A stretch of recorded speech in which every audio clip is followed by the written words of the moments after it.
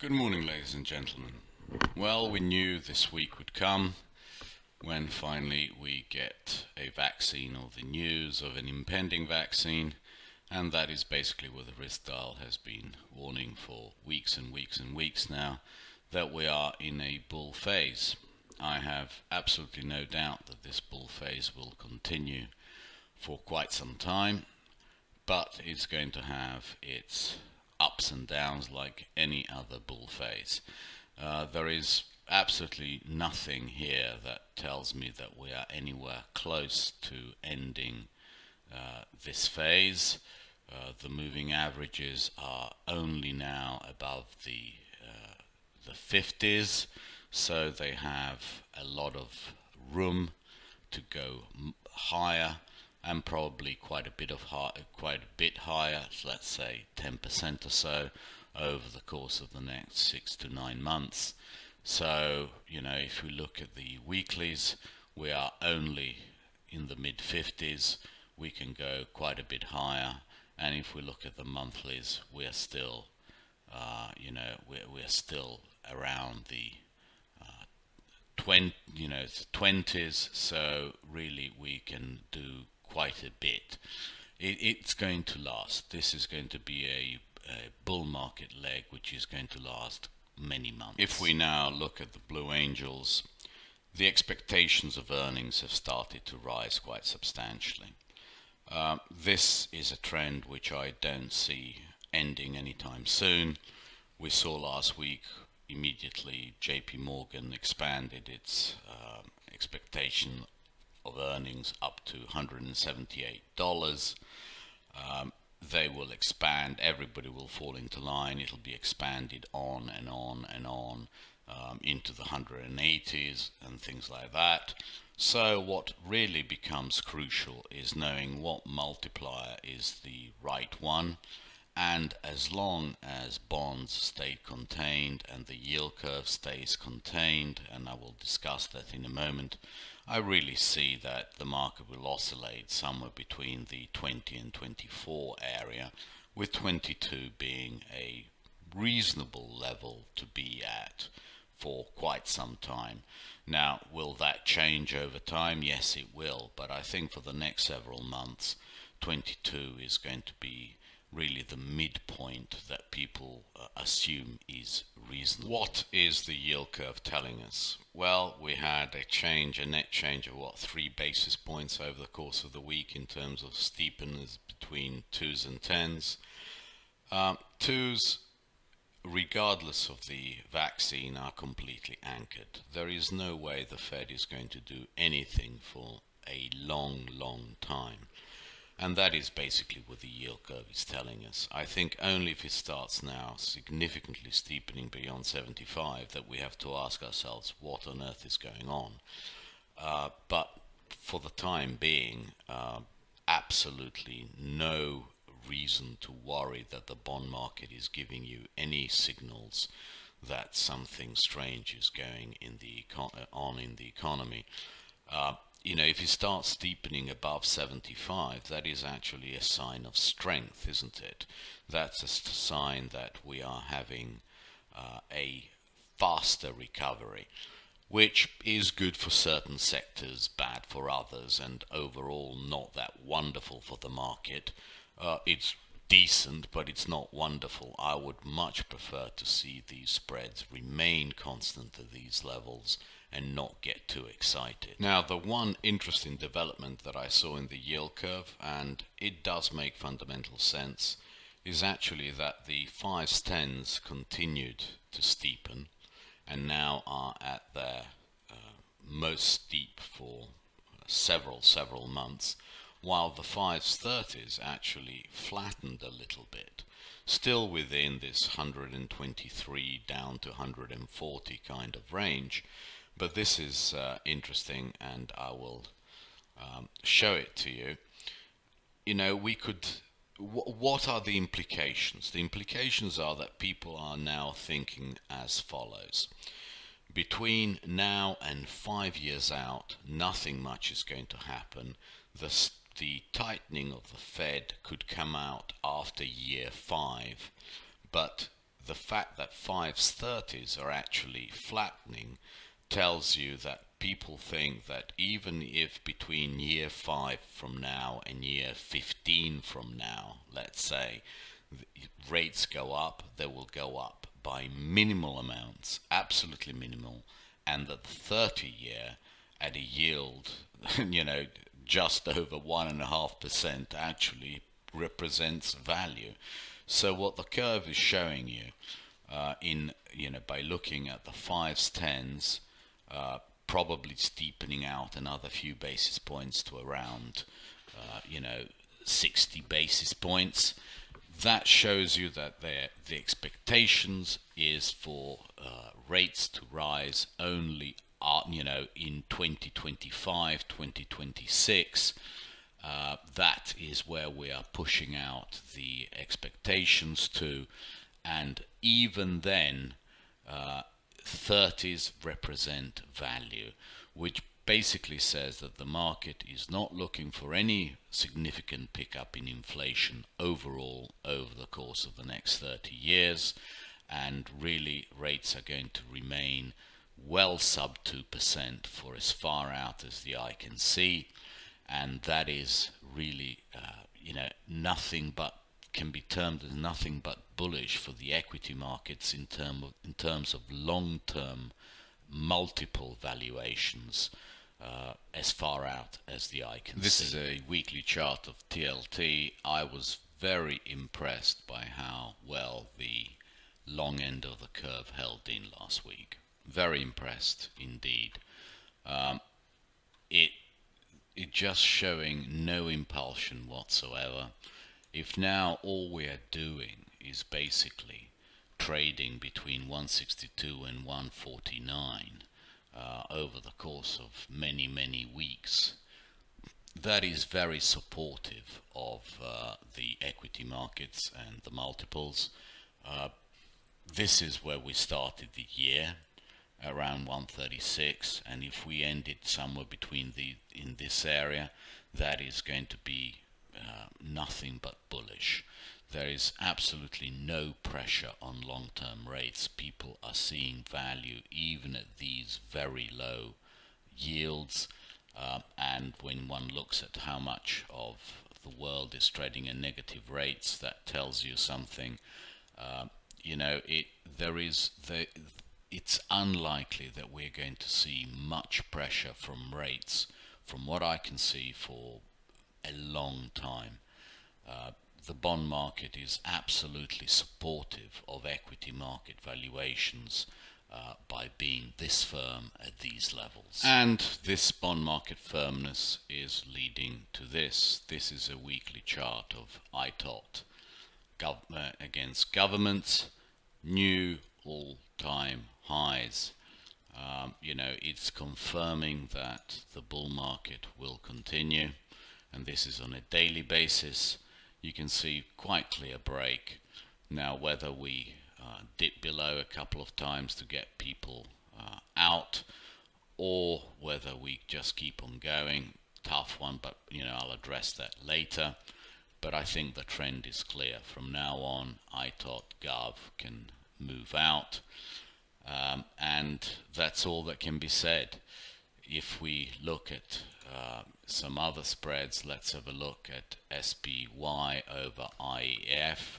Here we are at all-time highs, not quite broke out into new territory, but I have no doubt that at some stage over the next couple of months we do. And SPY TLT, we are very much where we started the year. This one can probably come in a little bit and go out a little bit more. We are not quite set up for immediate huge moves up in terms of the way the moving averages are positioned, but I think everything is going to be supportive. It's a buy the dip market. It'll going to have support at many levels. So the spreads of equities against bonds are very much supportive for a continuation of the bull move in equities. And basically, it just makes sense. If people are now beginning to revise upwards the earnings forecast for the S&P as a whole for 2020, 2021, 2022, and the bond market supports the multiple around 22, that gives us higher prices. I am beginning to think that the only thing which can possibly derail a world reflation in equity prices is a much stronger dollar. Now, the dollar is not going down, but it's not going up either, and it keeps on making the move. You know, this is the weekly one. It keeps a move down, consolidates. I think, you know, that the next move, the next big impulsive move, whenever that happens, is going to be to the downside. In the meantime, it keeps on hugging this trend line from, you know, back when, from, you know, the 2000s. And until it breaks it convincingly, we are still in a consolidation phase. But I'm becoming more and more convinced that a higher dollar is in no one's interest. And yes, the market can hold a certain level for weeks and months, but eventually it moves. If the central banks, and especially the Fed and the Treasury, are convinced that a higher dollar is not in their interest or anyone else's interest, at some stage it'll just fall apart. I mean, not fall apart, but it'll fall. And therefore I'm very much with Druckenmiller on that one. I expect a 2, 3, 4, 5 year steady decline in the dollar. Of course, punctuated with sharp rallies, but I just can't see the dollar much above 95.50, which has been the really important level all year, which was the basically swing. Once we fell apart through 95.50, we kept on going every time. And yes, I will be a seller of all and every rally. I'm not sure that my position short dollars should be in a trading account. I might move it to my investment account. I am pretty damn convinced that one needs to sell significant levels. The first significant level is 93.14, but the real significant levels are around 93.63 and then 95.07. Anywhere between those levels it should peter out and then finally go down. But there are no signs that it wants to do anything in the immediate future. Leave it alone. You know, but I'm definitely for the next several months fundamentally a better seller of dollars. Okay, now logically, if I am a seller of dollars on rallies and I am convinced that the bond market, especially long-term rates, are contained, as I showed you earlier, then I cannot be bearish on gold. Gold was knocked from its movement last week by this, we don't need the flight to safety anymore, by the vaccine news, which is normal, but all it did is bang and then basically, you know, held in. 1860 held again as on a closed basis as a support. It makes perfect sense to me that gold will now go sideways for a while with really good buying levels around 1810 and especially 1764, and that will be the bottom of this retracement, and that will probably now trade between 1764 and 1960 for quite some time. That makes sense. It'll mirror bonds and dollars, which are doing next to nothing. So gold is going to go sideways and then eventually it'll break up with the dollar. Those are my thoughts. I'm a buyer of gold on dips, on targeted levels 1810, 1764. Those are for me long-term holding levels in gold. I think the breaks have to come to the, have to go to the upside. The big moves will be to the upside because of my view of the dollar and of rates. I was very pleased with the performance of the Nikkei last week, and who wouldn't be? We are now very, very far above the Bollinger Bands on the weeklies.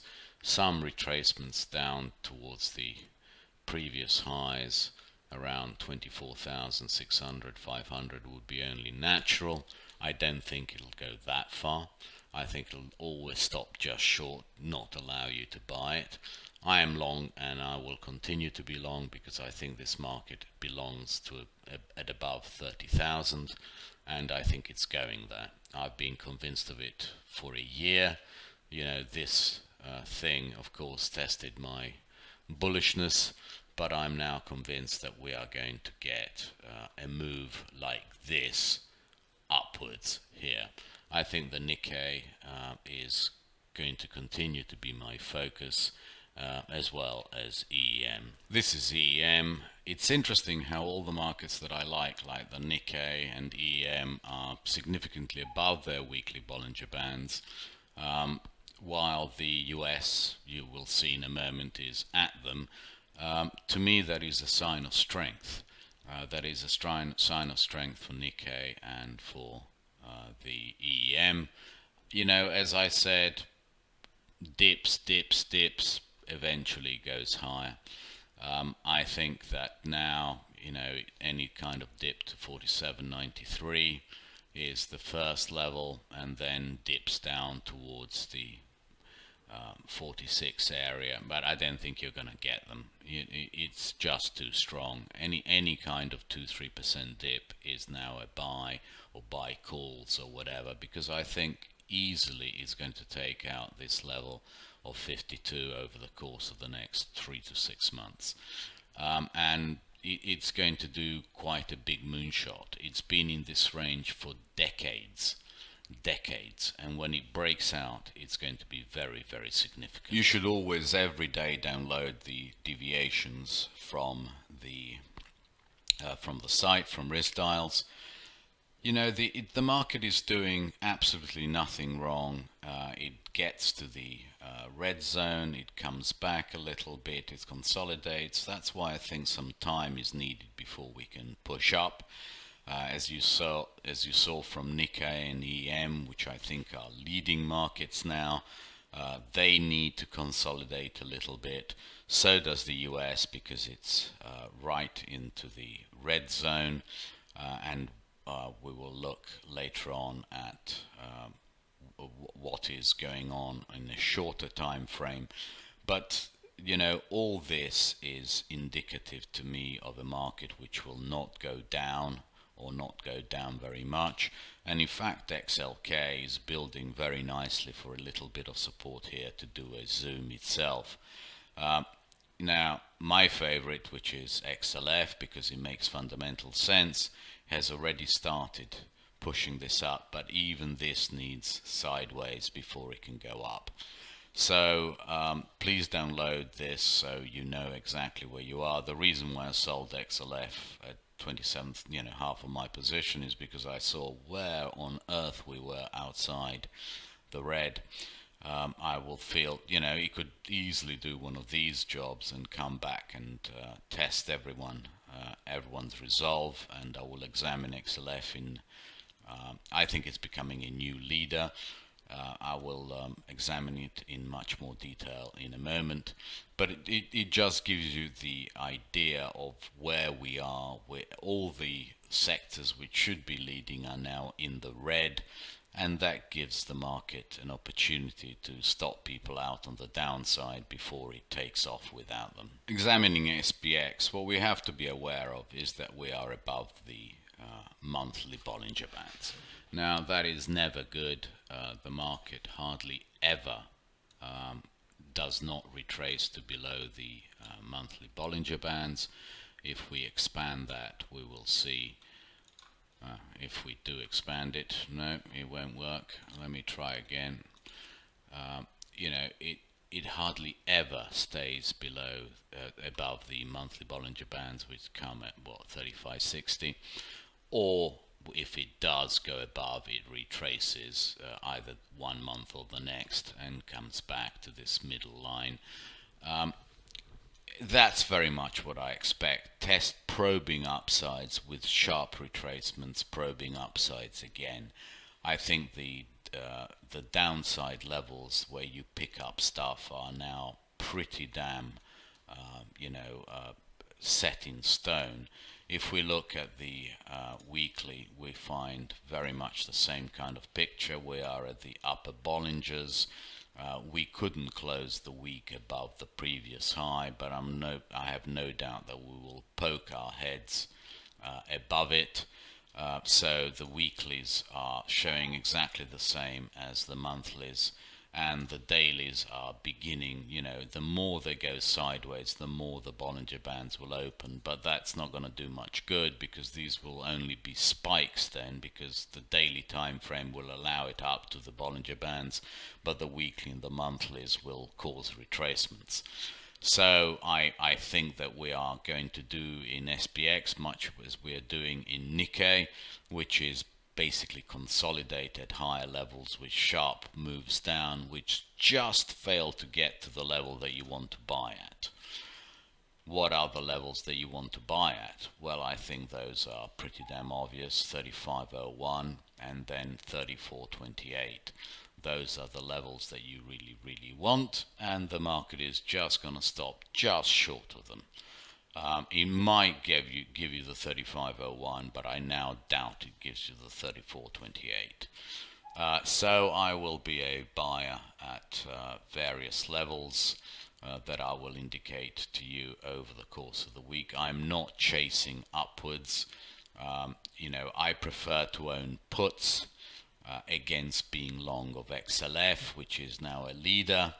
And I will, let's have a look at XLF. Now, XLF at the moment makes fundamental sense to me, because the fact that we have a vaccine and potentially several others indicates that we know that sometimes when the immunization process is complete, whether that is, I don't know, Q3 of 2021, whatever it is, we return basically to normal life, and we can begin to quantify with certainty what the loan loss provisions for the banks should be, and that gives you something to discount a number by.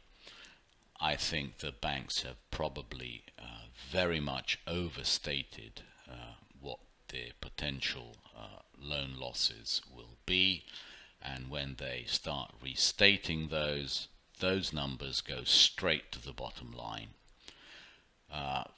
When you move something from non-performing to performing, it creates a wonderful P&L effect, and that has to be reflected in the price of XLF.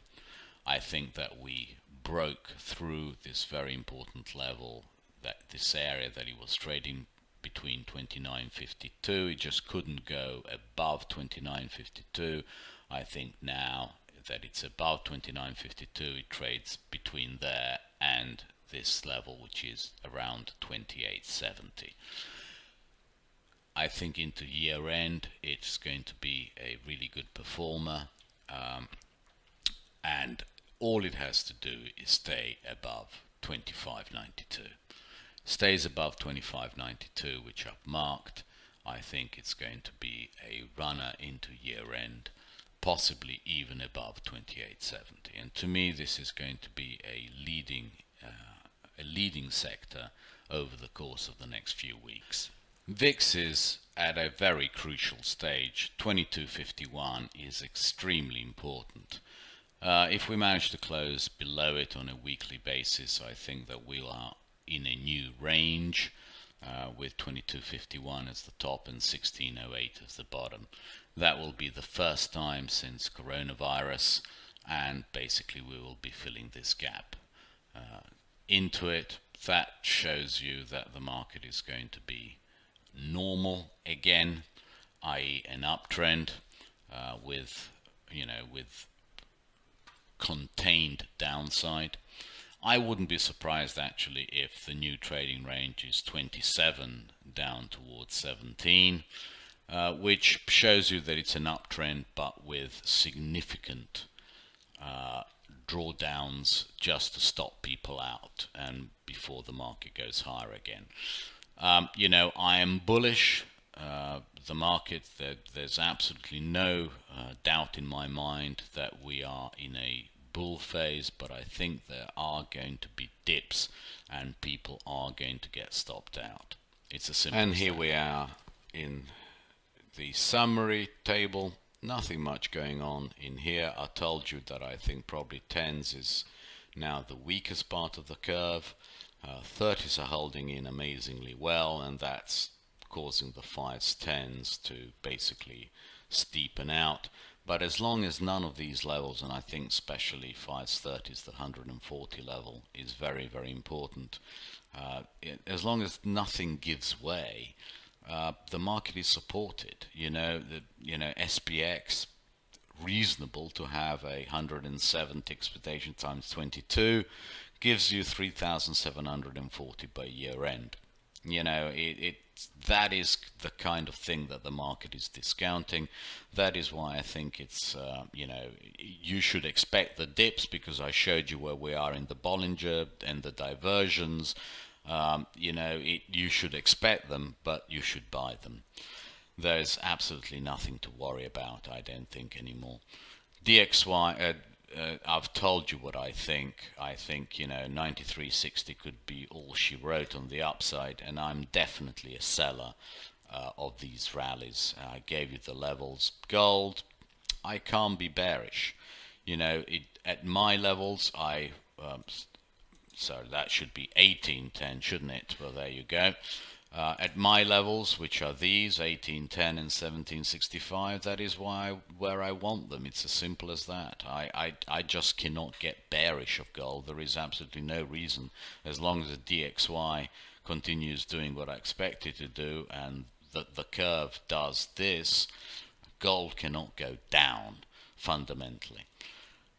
Told you SPX, 3501, 3428 are the really important levels. I think 3501 has a chance to be seen, 3428 probably not. EM, it's probably going to be the best market together with Nikkei for a while. That is my guess. I've given you the levels. Every time now it comes back towards the 23,700, Nikkei is going to be a wonderful buy, especially with long-term options. I think the real resistance is between 27,000 and 30,000. I think when the Nikkei gets going, it goes far, far further than anybody could ever have guessed. And I think that is more than likely. XLF is of particular interest to me. These two markets are the ones that I like.